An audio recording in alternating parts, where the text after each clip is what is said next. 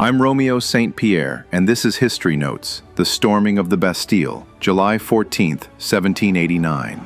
July 14th, 1789, is remembered as the day an angry crowd in Paris stormed the Bastille, a medieval fortress that had become a symbol of the absolute power of the French monarchy. While only a handful of prisoners were actually inside, the Bastille represented something much larger, a government that many ordinary people believed had stopped listening to its own citizens. France was in crisis. Years of war, poor harvests, and crushing debt had left the country nearly bankrupt. Food prices soared, bread became scarce, and ordinary families struggled just to survive. At the same time, the monarchy and much of the nobility continued to enjoy lives of privilege, creating deep resentment among the people. On the morning of July 14th, thousands of Parisians gathered outside the Bastille seeking gunpowder and weapons. Negotiations quickly broke down, and violence erupted. After several hours of fierce fighting, the fortress fell. Its governor was captured, and the Bastille was taken by the crowd.